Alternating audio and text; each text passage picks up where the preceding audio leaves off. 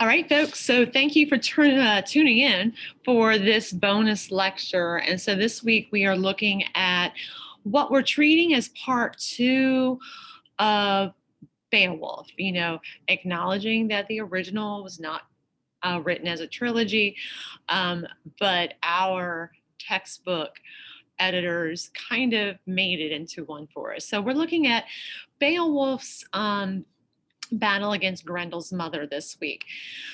So she's introduced lines 55 as, quote, from her lair in a cold and murky lake where she had been brooding over her loss. So as with Grendel, the setting is used to further character development in introducing her.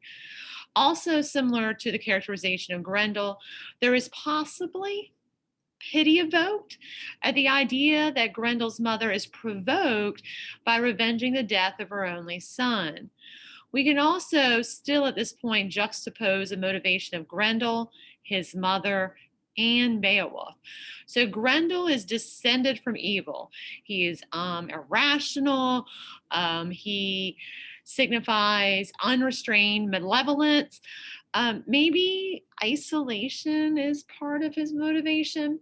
But then we have Grendel's mother, who her crimes or murder or motivation is very logical. It is plotted, and it is clearly revenge for Grendel's death.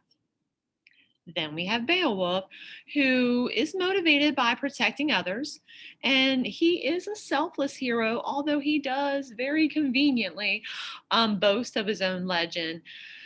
Does that change? Does Beowulf's motivation change throughout the second part of the narrative, though?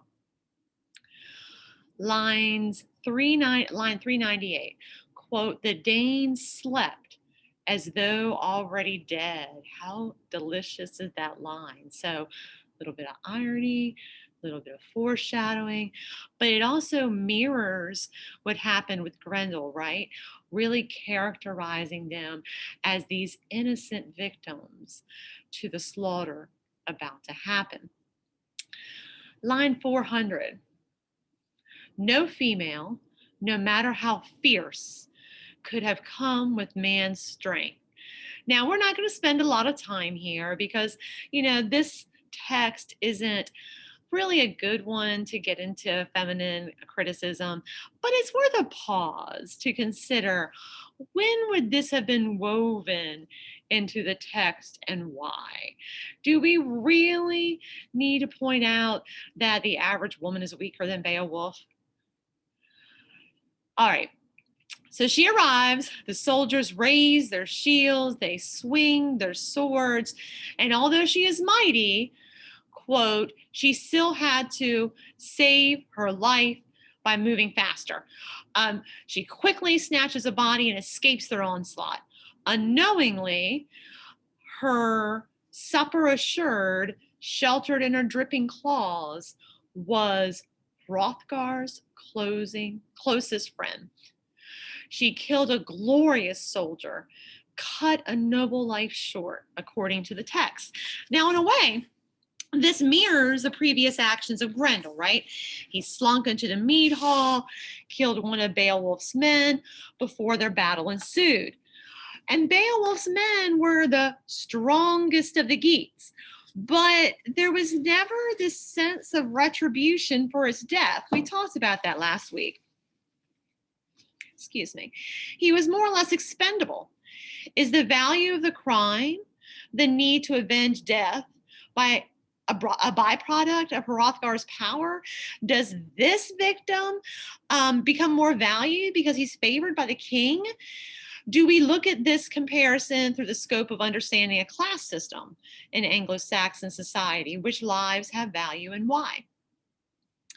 Line 422, I think, is a really important line in part two. You might want to note that. Line 422 says, quote, they traded death, Danes and monsters, and no one had won, both had lost. So is this a more justified attack, a life for a life? Can we pause to consider her motivation here. Not only does she avenge the death of her son with the death of a Dane, but she also retrieves the claw of her murdered son on display for the warriors to celebrate his slaughter. This is a grieving mother. Does that tone succeed? Or does her characterization as a monster and murderer prevent the reader from evoking any sympathy on her behalf? Conveniently, Beowulf and his men are not at the scene because they've been rewarded with a more luxurious sleeping quarters. Ironic? Yes. But also, it's a convention necessary for plot development because we could not have built up this suspense and conflict with Beowulf present.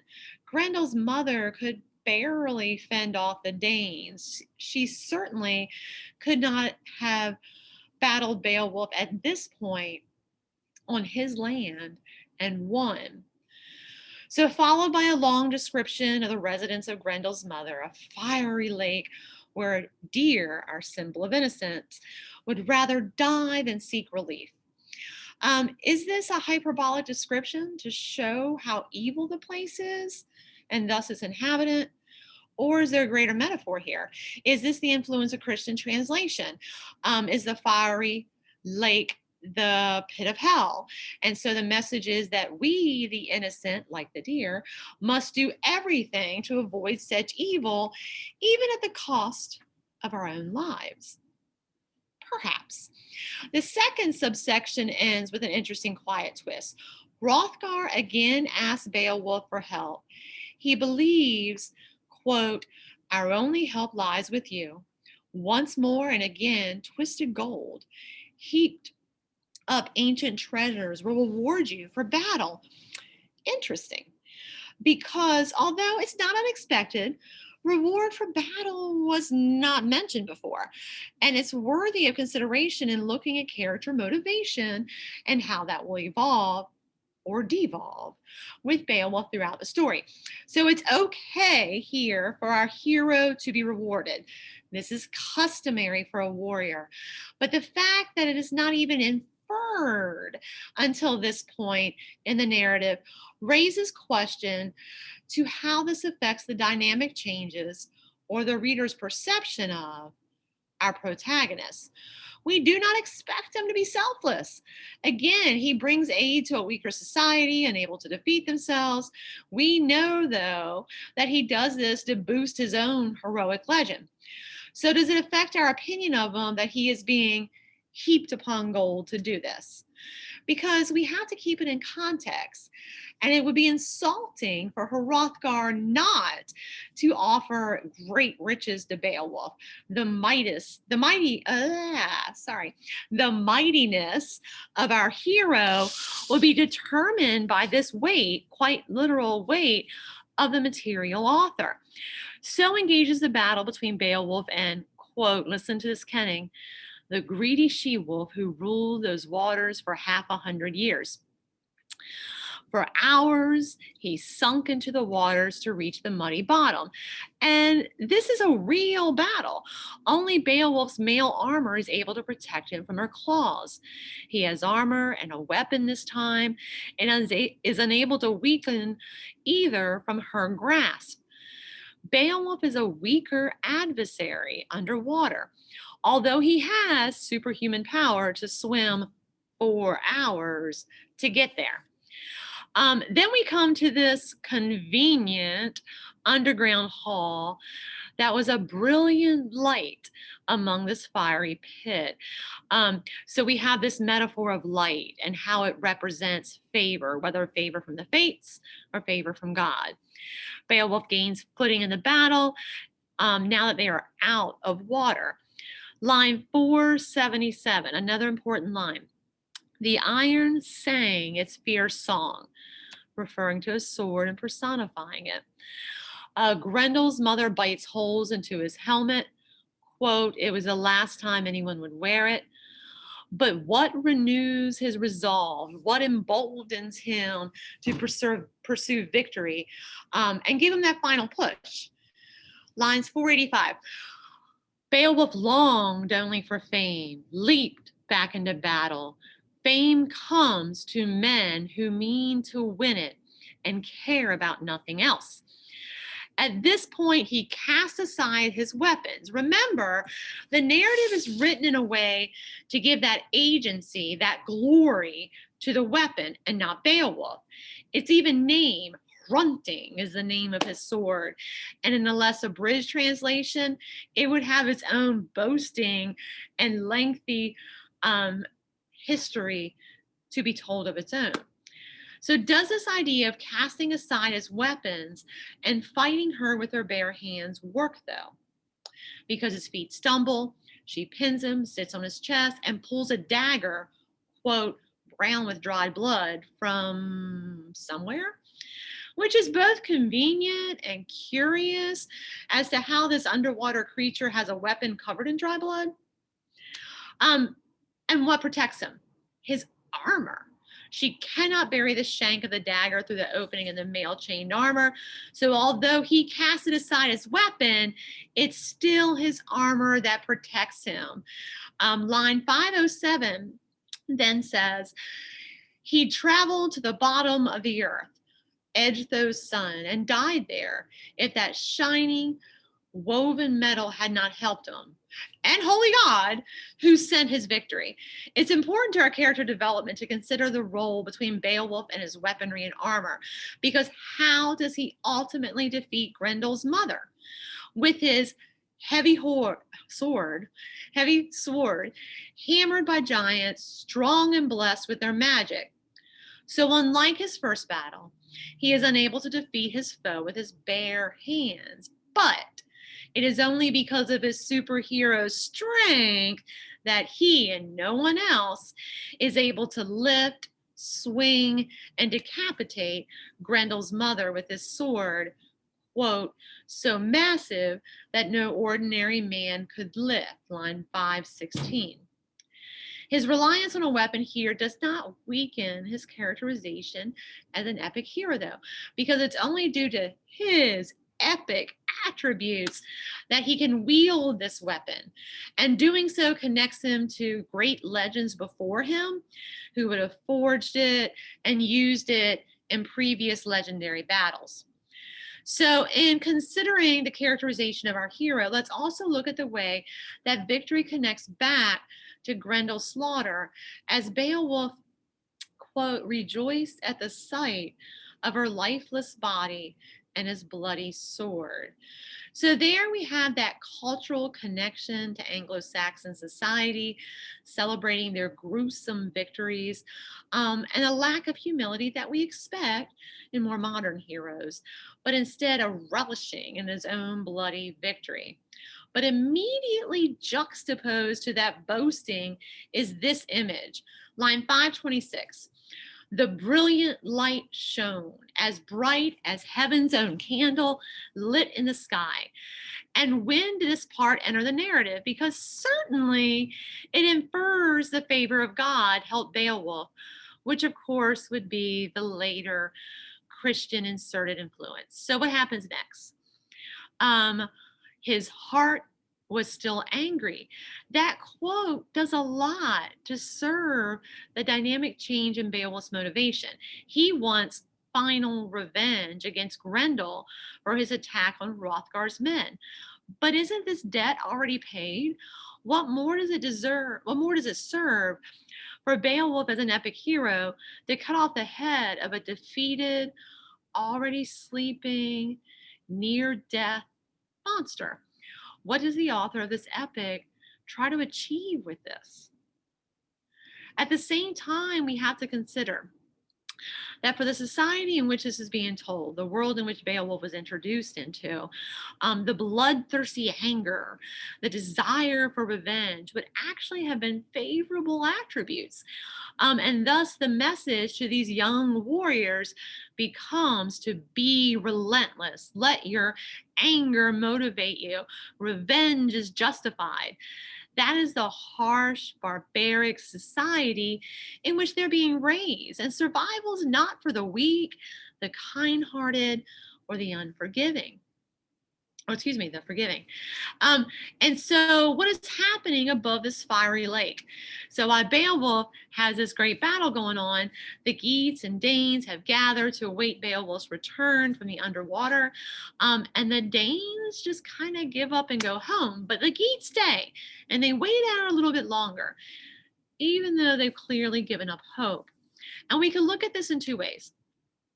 First, the way in which the way in which it humanizes Beowulf. He was a great warrior, but even he is human.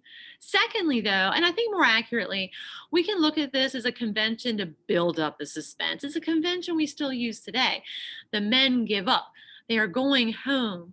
They are mourning the loss of their leader.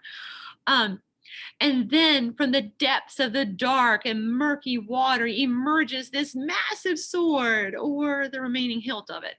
It juxtaposes celebration and mourning in a single scene, as we've seen happen throughout the narrative.